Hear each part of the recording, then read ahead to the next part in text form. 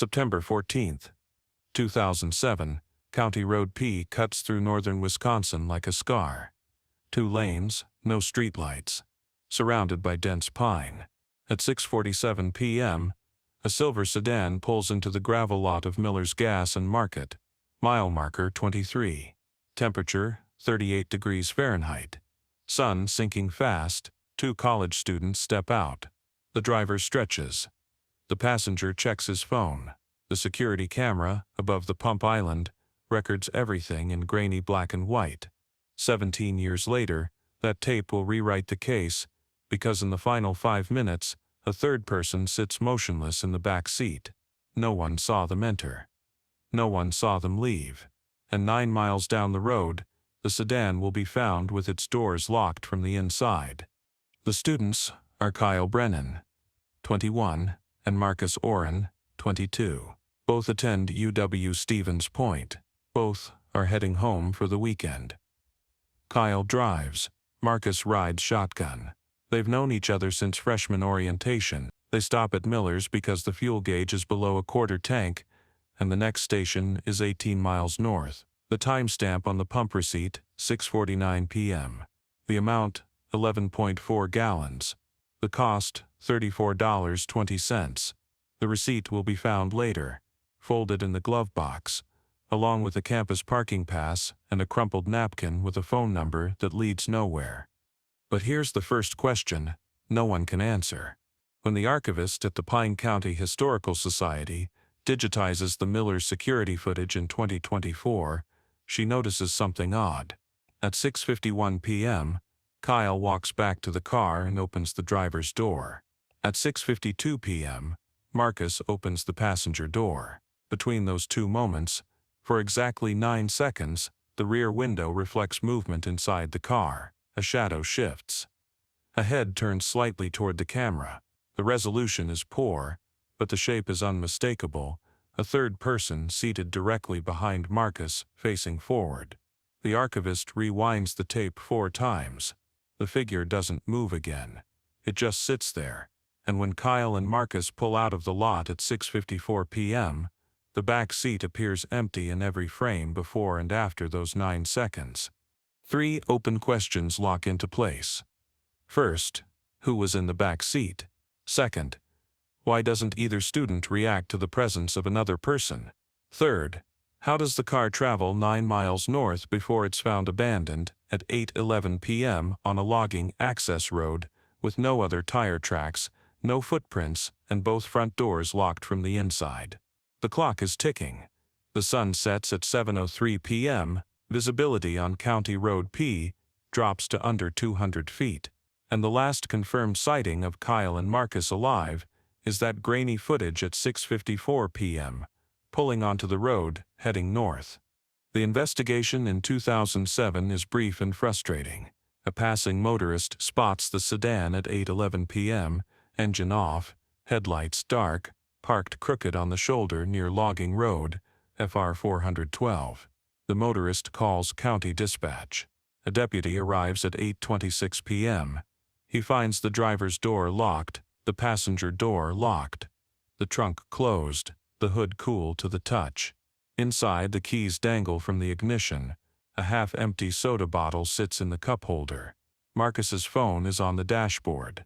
Battery dead. Kyle's wallet is in the center console. There's no blood, no sign of struggle, no note. The deputy logs it as a possible walkaway. 2 young men, maybe an argument, maybe they hitched a ride. But no one reports picking anyone up, and no one sees Kyle or Marcus again. Search teams deploy at first light on September 15th. 60 volunteers sweep the woods along County Road P. Dogs track scents to the edge of the logging road, then lose the trail. A helicopter crew scans a 12-square-mile radius. Nothing. On September 18th, a diver checks the small creek that runs parallel to FR 412. The water is shallow, murky, full of silt. He finds a rusted bike frame and 2 beer cans. No clothing, no bodies. By September 22nd, the search is scaled back. By October 1st, it's suspended. The case goes cold. And for 17 years, the only evidence is the car, the receipt, and the assumption that Kyle and Marcus walked away from something no one can identify. But in March 2024, the archivist makes a request. Her name is Laura Voss. She's 34, been with the Historical Society for 9 years. She's digitizing old security tapes from local businesses, part of a county heritage project. Miller's Gas and Market closed in 2019, but the owner donated 6 boxes of VHS tapes before the building was demolished. Laura catalogs each tape by date. When she reaches September 14, 2007, she recognizes the sedan immediately. She's read the case file. She knows the basics. But when she watches the footage frame by frame, she sees the shadow in the back seat. She pauses the video. She leans closer to the monitor. She feels her pulse quicken, because the figure isn't just sitting there. At 6 hours 52 minutes and 17 seconds p.m., for less than 2 seconds, the head tilts slightly to the left. And at 6 hours 52 minutes and 19 seconds p.m., the right hand lifts just an inch before settling back down. Laura calls the Pine County Sheriff's Office. She speaks to Deputy Eric Holt, who worked the original case as a rookie in 2007. He's skeptical at first. Old footage, low resolution, shadows can trick the eye. But he agrees to review the tape. He arrives at the Historical Society on March 9th. Laura cues up the segment. Eric watches. He watches again. Then he pulls out his phone and calls the detective unit, because what he sees isn't a shadow or a reflection. It's a person, and the implications are staggering. If someone was in the back seat, why didn't Kyle or Marcus acknowledge them? If the person was a threat, why didn't the students run at the gas station? If the person was a friend, why isn't there any record of a third passenger? The reinvestigation begins quietly. Eric interviews the original witnesses. The motorist who found the car, now 58, remembers the scene clearly but never looked in the back seat. He only checked the front. The deputy who logged the initial report retired in 2019 and confirms he didn't search the rear of the vehicle that night, just documented the exterior and the visible interior from the windows. The tow truck driver who impounded the car remembers it was clean inside, nothing unusual, but he didn't inventory the back seat. That wasn't his job. The first crack in the case, no one actually checked the rear of the car thoroughly. On September 14, 2007. The assumption was that 2 people meant 2 passengers. The back seat was visually scanned, but not physically searched. Eric gets authorization to re-examine the impounded vehicle. It's been stored in a county lot for years, mostly forgotten. On March 15, 2024, he and a forensic tech open the sedan in a garage bay. The front seats are dusty. The upholstery smells faintly of mildew. But when the tech runs a UV light over the rear bench, 3 things appear. First, a partial handprint on the back of the passenger seat, right where someone sitting behind Marcus would brace themselves. Second, a small smudge on the rear window, consistent with a forehead pressed against glass. Third, 2 fibers on the floor mat behind the driver's seat. Synthetic, dark blue, later identified as polyester blend, commonly used in budget jackets. The handprint is too smudged for a clean print, but the size suggests an adult. The fibers are sent to the state lab. While the lab works, Eric digs into the students' backgrounds. Kyle Brennan grew up in Ashland, Wisconsin. Clean record, good grades. Studying forestry. His parents divorced when he was 12, but both describe him as stable, responsible, not prone to risky behavior. Marcus Orin is from Superior, about 40 miles north, also clean. Studying business, works part-time at a campus bookstore. His roommate says Marcus mentioned the weekend trip, but didn't mention picking anyone up. Eric checks phone records from September 2007, Kyle's phone 6 calls that day, all to family or classmates. Marcus's phone 4 calls, same pattern. No calls to unknown numbers. No texts indicating a third person. Then, Eric finds the gap. Between 6:30 p.m. and 6:54 p.m. The window when Kyle and Marcus leave campus and arrive at Miller's Gas and Market, There's a 24-minute period where neither phone pings a tower. The drive from campus to the gas station should take 18 minutes. That leaves 6 unaccounted minutes. Eric plots the route. County Road P runs straight for most of the distance, but there's a rest area at mile marker 18 about halfway. The rest area has no cameras, no attendants, just a gravel lot and 2 pit toilets. Eric visits the site in late March. The lot is empty, overgrown. But the County Road Department keeps maintenance logs. On September 14, 2007, a crew repaired a pothole at mile marker 18 between 5 p.m. and 6:45 p.m. They logged 1 vehicle stopped during that time, a silver sedan, approximately 6:35 p.m.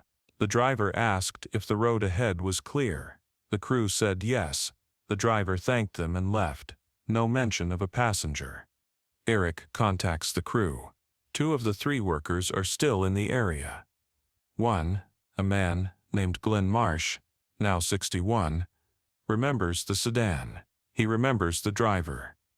A young man, polite, seemed in a hurry. Glenn doesn't remember seeing anyone else in the car, but he admits he only glanced at the driver's window. He didn't walk around the vehicle.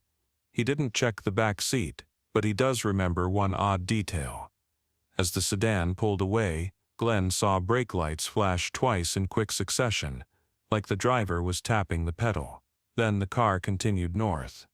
Glenn thought nothing of it at the time, but now, he wonders, what if the driver was reacting to something inside the car? The forensic lab returns results on April 2nd. The fibers from the back seat match a jacket style sold at a regional discount chain between 2005 and 2008. Over 12,000 units sold in Wisconsin alone. No unique dye lot, no traceable serial, dead end. But the lab finds something else. A hair strand, caught in the seatbelt buckle behind Marcus's seat. Human, brown, root intact. DNA extracted. The profile doesn't match Kyle or Marcus. It doesn't match anyone in the state database, but it confirms what the footage suggested. A third person was in that car. Eric shifts focus to the gas station. Miller's is gone, but he tracks down the owner, a woman named Denise Miller, now 68. She sold the station in 2017 and moved to Minnesota. Eric calls her on April 8. Denise remembers the case vaguely but not the student specifically. September 2007 was busy. Peak fall color season. Lots of tourists passing through. She doesn't remember anyone suspicious, but she does still have the transaction logs. She kept them in storage, bound in ledgers, 1 per year. Eric drives to Minnesota on April 10th. He flips to September 14th. The entry for 6:49 p.m. matches the receipt. 11.4 gallons, $34.20, pump 3. But 2 lines above it, at 6:41 p.m., there's another entry. Pump 2, 3.2 gallons, $9.60, paid in cash. Denise notes that it was a walk-up sale. Someone paid inside. No name. But the timestamp places another customer at the station, 8 minutes before Kyle and Marcus arrived. Eric asks if Denise remembers anything about that customer. She doesn't, but she mentions the interior camera. There was one behind the counter, aimed at the register. The tape from that camera is in the same box as the outdoor footage. Laura Voss already digitized it. Eric returns to Pine County on April 12th and reviews the interior tape. At 6:41 p.m., a figure approaches the counter. The angle is steep, mostly showing the top of the head and shoulders. The person wears a dark jacket. Hood up, pays cash. Doesn't speak.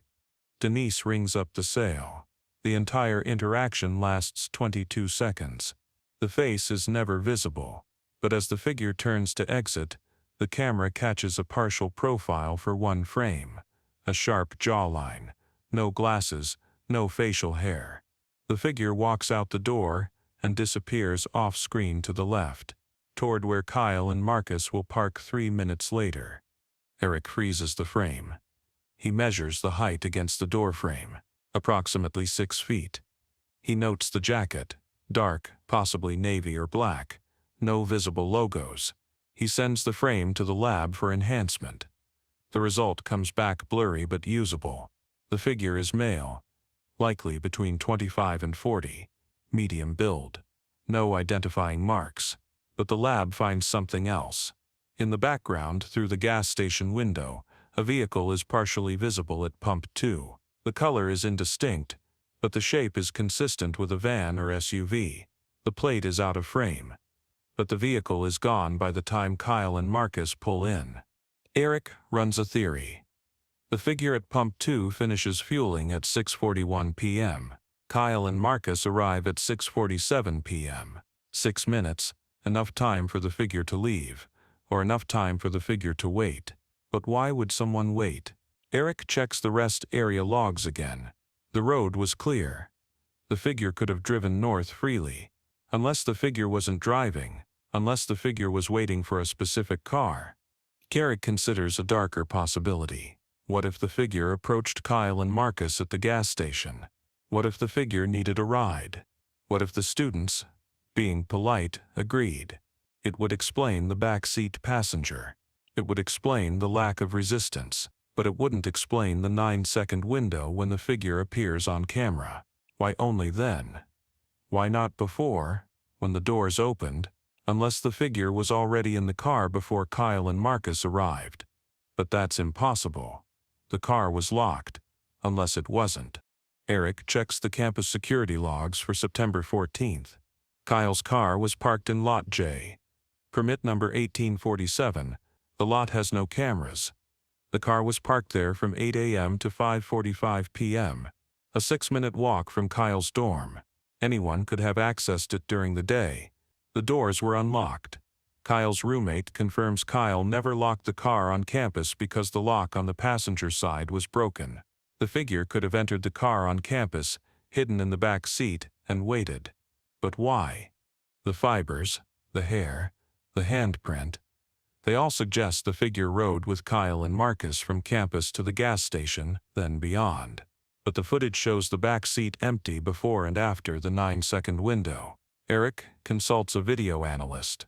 The analyst explains that the angle of the camera, combined with the tinted rear window and the interior shadow, could obscure a person sitting low in the seat.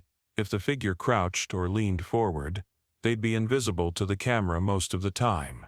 But at 6:52 p.m., when Marcus opens his door, the interior light clicks on for 3 seconds. The light changes the contrast. The shadow becomes a silhouette. The figure is briefly visible. Then the door closes.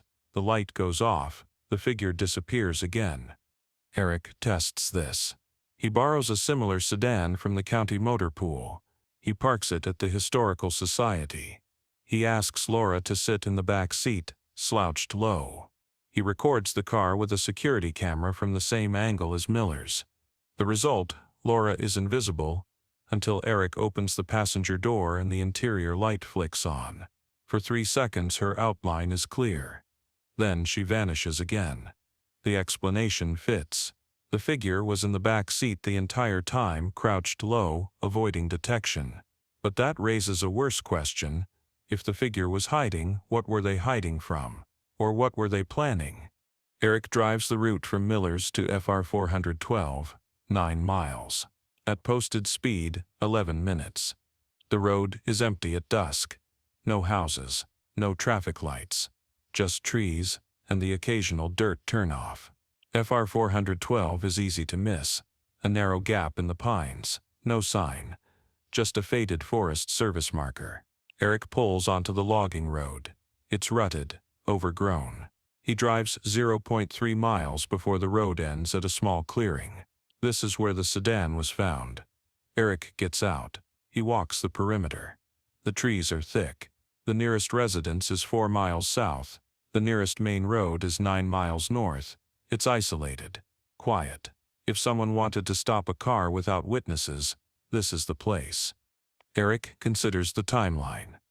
Kyle and Marcus leave Miller's at 6:54 p.m. They drive north.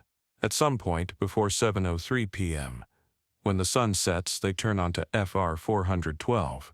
Why? The logging road doesn't lead to Ashland or Superior. It doesn't connect to any through route. The only reason to turn here is if you're lost, if you're meeting someone, or if someone forces you. The doors were locked from the inside. That suggests Kyle and Marcus weren't dragged out. They either left voluntarily or were incapacitated before they could lock the doors behind them. But there's no evidence of a struggle. No blood, no torn fabric. Just the keys in the ignition and the silence of the woods. Eric stands in the clearing and tries to reconstruct the scene. The figure in the back seat reveals themselves. Maybe at gunpoint, maybe with a weapon, maybe just with words. The figure orders Kyle to turn onto the logging road. Kyle complies. The car stops. The figure orders both students out.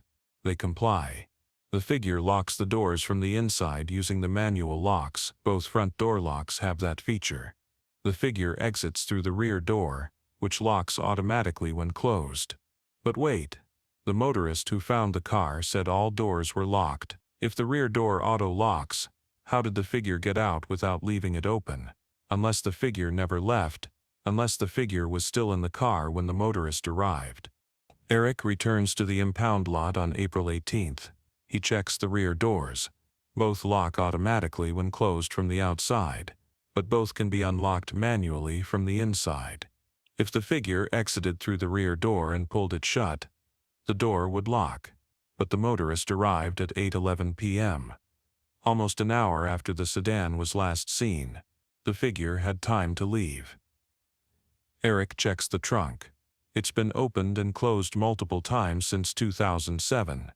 But the latch mechanism is original. He pops the trunk.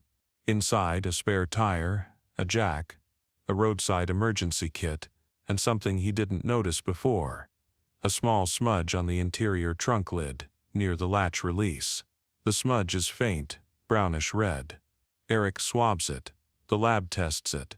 The result comes back on April 24th. Blood, type AB negative. Rare. Neither Kyle nor Marcus has AB negative blood. But the DNA matches the hair from the back seat. The figure bled in the trunk.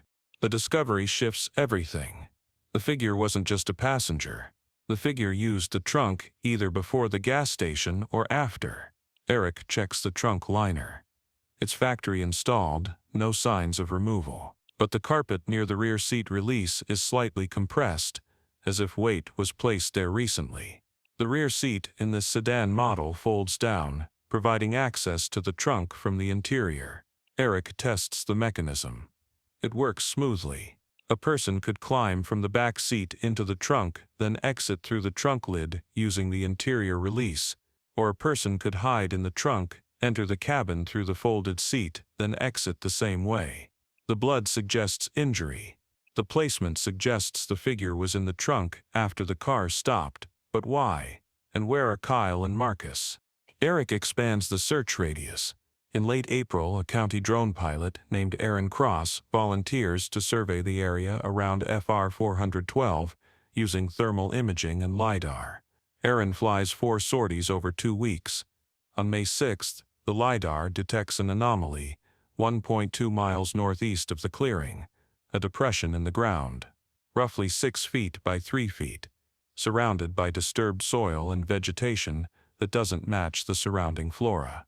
Eric hikes to the site on May 8th. The ground is soft, mossy. He marks the area and calls for a forensic excavation team. The team arrives on May 10th. They dig carefully, documenting every layer. At 18 inches, they find fabric, a torn piece of a blue polyester jacket, consistent with the fibers from the car. At 24 inches, they find a shoe, men's size 10.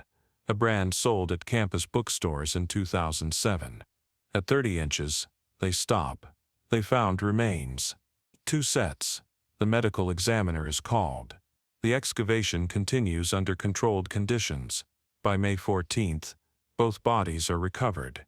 Dental records confirm the identities. Kyle Brennan and Marcus Orin. The autopsies are performed on May 16th. Both bodies show signs of blunt force trauma to the head. The injuries are consistent with a heavy object, possibly a tire iron or a similar tool. Time of death is estimated between 7 p.m. and 8 p.m., On September 14, 2007, based on insect activity and decomposition patterns adjusted for soil conditions. The cause of death for both is cranial fracture. The manner, homicide. No defensive wounds. The attack was sudden. The students likely didn't see it coming. Eric receives the report on May 18th. He sits in his office and reads it twice. The timeline sharpens. Kyle and Marcus leave Miller's at 6:54 p.m. The figure in the back seat waits until they're isolated. Somewhere between the gas station and FR 412, the figure makes a move, possibly producing a weapon, possibly just giving directions. Kyle turns onto the logging road.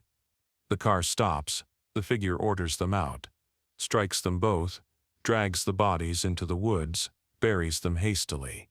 The figure returns to the car, climbs into the trunk to avoid being seen if another vehicle passes, then exits via the trunk lid and flees on foot.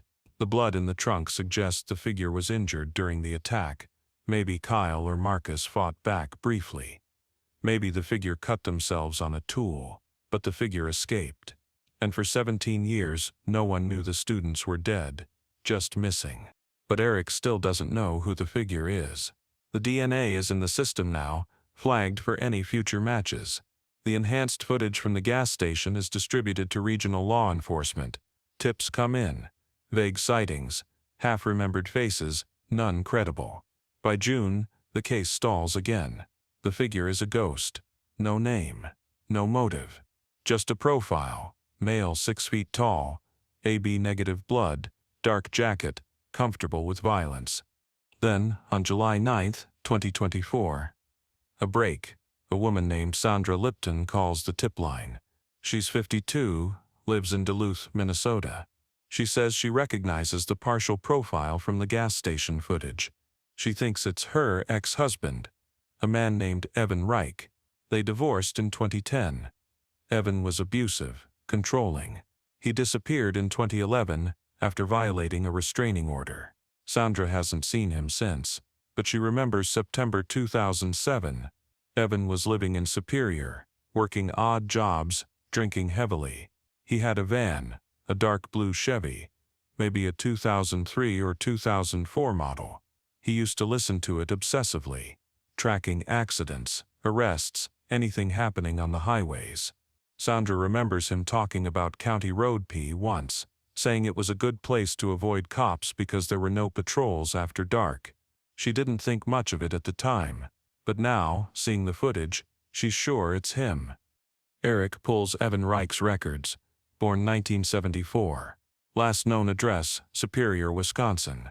No criminal record before 2007, but multiple domestic disturbance calls between 2008 and 2010. A restraining order filed by Sandra in 2010. A warrant issued for violation in 2011. No arrests, no sightings. Evan vanished, but his description matches: 6 feet, medium build, brown hair, and his blood type, listed in medical records from a 2009 emergency room visit, is AB negative. Eric requests a DNA comparison. The lab confirms it on July 15th. The hair from the back seat, the blood from the trunk, both belong to Evan Reich. Eric digs deeper. Evan's employment records show he worked at a salvage yard in Superior from 2006 to 2007. The yard specialized in auto parts. Evan had access to tools including tire irons. He quit in August 2007, 1 month before the murders. His last paycheck was deposited on August 24th. After that, no financial activity, no bank withdrawals, no credit card charges. He was living off cash. Eric checks vehicle registrations. Evan's van was registered until September 2007, then the registration lapsed. The van was never reported sold or scrapped, it just disappeared. Like Evan. Eric runs a theory. Evan, unstable and broke, decides to rob someone. He scouts County Road P, knows it's isolated. On September 14th, he drives to Miller's Gas and Market, tops off his van and waits. He sees Kyle and Marcus pull in. Young, distracted, an easy target. He approaches them. Maybe asks for a ride. maybe forces his way into the back seat when they're not looking. He crouches low, waits until they're on a deserted stretch, then makes his move.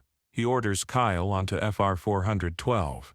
He attacks them. He takes their wallets. Kyle's had $60, Marcus's had $80, both missing when the car was found. He flees in his van. But something goes wrong. Maybe he's injured worse than he thought. Maybe the van breaks down. By 2011, he's desperate enough to violate the restraining order, then disappears again. Where is he now? Eric issues a national alert. Evan Reich, wanted for 2 counts of homicide. The story breaks on July 20th. News crews descend on Pine County. Sandra Lipton gives an interview. Her voice shaking. She says she's glad the families finally have answers. She says she's sorry she didn't come forward sooner. But how could she have known? Tips flood in. Sightings in Montana, Idaho, Oregon. Eric follows each one. None pan out. By August, the trail goes cold again. Evan Reich is still out there, or he's dead. The case remains open. But on September 14th, 2024, exactly 17 years after Kyle and Marcus died, a hiker in the Cascades, Washington, finds a van. It's rusted, half buried in brush, covered in moss. The plate is missing, but the VIN matches Evan Reich's 2003 Chevy. A skeleton sits behind the wheel, still wearing a dark jacket. A pistol lies in the lap. The medical examiner determines the remains are male, approximately 50 years old at time of death. Dental records confirm it's Evan Reich. Time of death, estimated late 2011 or early 2012. Cause, self-inflicted gunshot wound. A search of the van turns up a notebook, water-damaged, but partially legible. Inside, rambling entries dated between 2007 and 2011, on one page, dated September 15, 2007, a single sentence, shouldn't have done it. On another, undated, can't go back. The notebook provides no other details, no confession, no explanation, just fragments of a collapsing mind. Eric closes the case on September 30th, 2024. Kyle Brennan and Marcus Orin were murdered by Evan Reich on September 14, 2007. Reich died by suicide, sometime in late 2011 or early 2012. The families hold a joint memorial on October 5th. Over 200 people attend. Kyle's mother reads a poem. Marcus's father thanks Eric and the investigative team. Laura Voss stands in the back, quiet. She thinks about the 9 seconds of footage that changed everything. She thinks about how close the case came to staying cold forever. And she wonders how many other tapes are sitting in storage, holding answers no one knows to look for.